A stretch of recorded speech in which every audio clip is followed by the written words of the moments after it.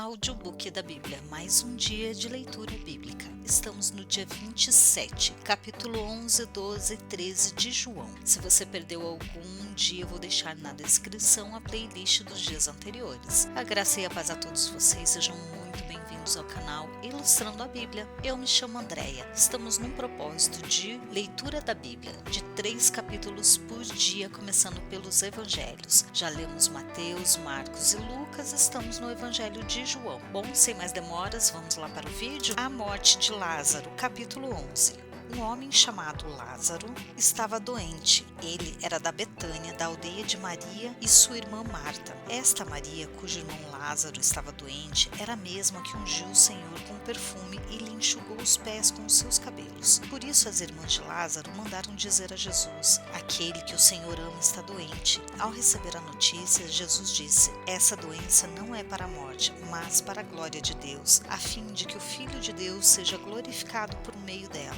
Ora, Jesus amava Marta e a irmã dela, e também Lázaro. Quando soube que Lázaro estava doente, ainda se demorou 2 dias no lugar onde estava. Depois disse aos seus discípulos: vamos outra vez para a Judéia. Os discípulos disseram: Mestre, ainda há pouco os judeus queriam apedrejá-lo e o Senhor quer voltar para lá? E Jesus respondeu: não é verdade que o dia tem 12 horas? Se alguém andar de dia, não tropeça, porque vê a luz desse mundo.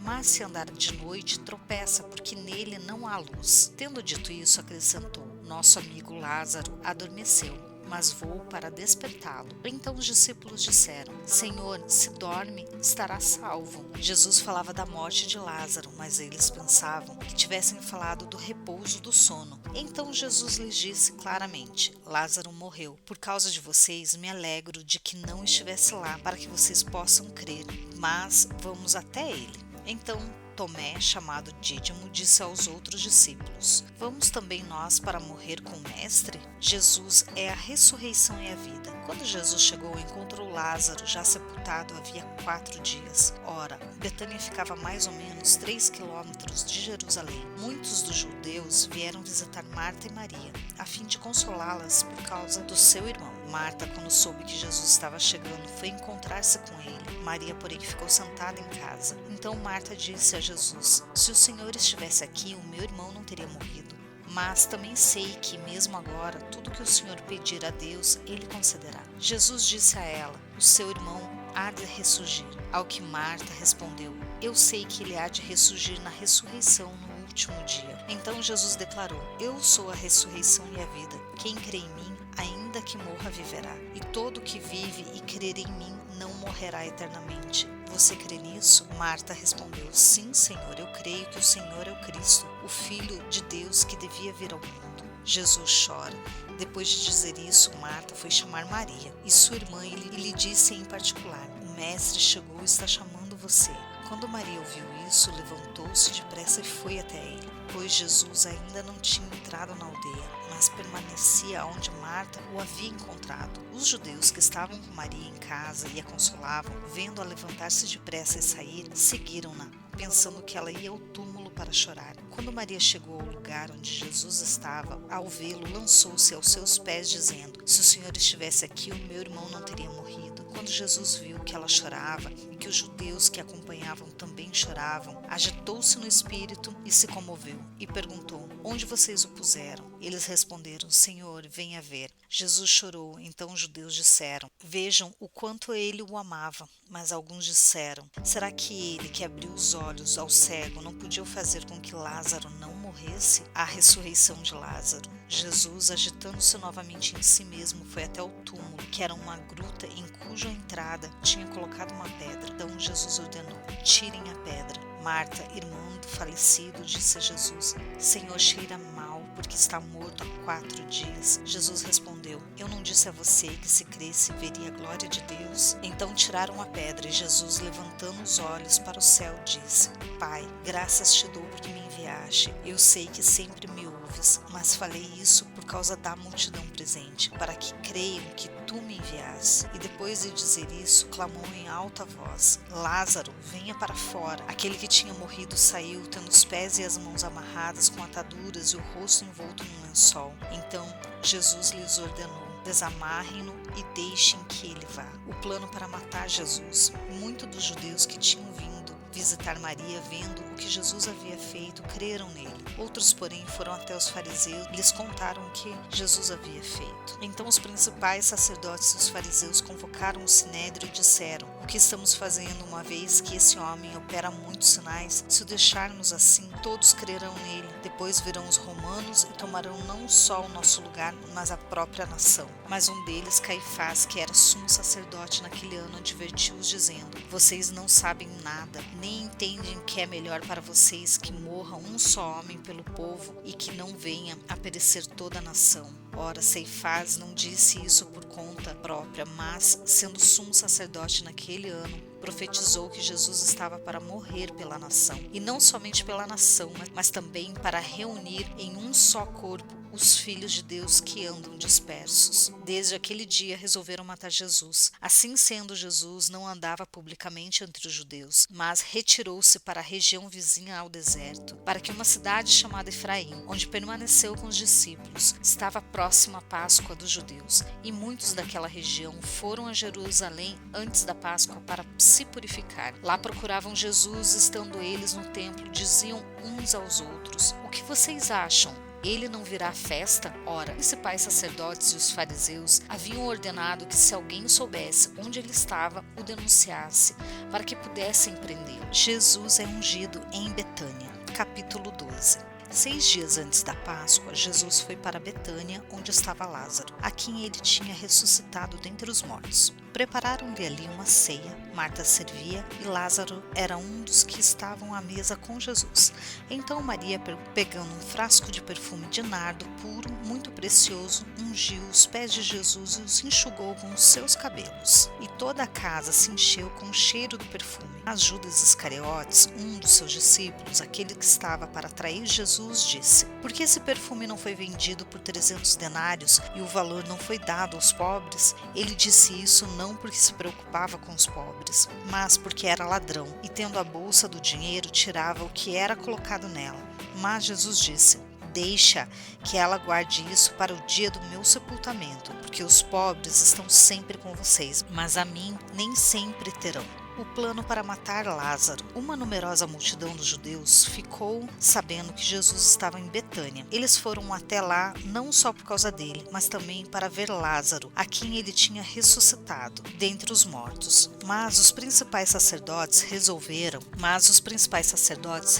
matar Lázaro também, porque muitos dos judeus, por causa dele, voltavam crendo em Jesus. Jesus entra em Jerusalém. No dia seguinte, a numerosa multidão que tinha vindo à festa, tendo ouvido que Jesus estava a caminho de Jerusalém, pegou ramos de palmeiras e saiu ao encontro dele, clamando: Hosana, bendito que vem em nome do Senhor e que é rei de Israel. E Jesus, tendo conseguido um jumentinho, montou, segundo está escrito: não tema, filha de Sião, eis que o seu rei está vindo, montado num filho de jumenta. Seus discípulos, a princípio, não compreenderam isso, mas quando Jesus foi glorificado, então eles se lembraram de que essas coisas estavam escritas a respeito dele e também de que tinha feito isso com ele. A multidão que estava com Jesus, quando ele chamou Lázaro do túmulo e o levantou dentre os mortos, dava testemunho. Por causa disso, também a multidão saiu ao encontro de Jesus, pois ouviu que ele tinha feito esse sinal. Então os fariseus disseram entre si: vocês podem ver que não estão conseguindo nada, eis que o mundo vai atrás dele. Alguns dos gregos desejam ver Jesus. Ora, entre os que foram para adorar durante a festa, haviam alguns gregos. Eles se dirigiram a Felipe, que era de Betsaida, da Galileia, e lhe pediram: Senhor, queremos ver Jesus. Felipe foi dizê-lo a André, e André e Filipe o comunicaram a Jesus. Então Jesus se dirigiu a eles dizendo: é chegada a hora de ser glorificado o Filho do Homem. Em verdade lhes digo, se o grão de trigo caindo na terra não morrer, fica ele só, mas se morrer, produz muito fruto.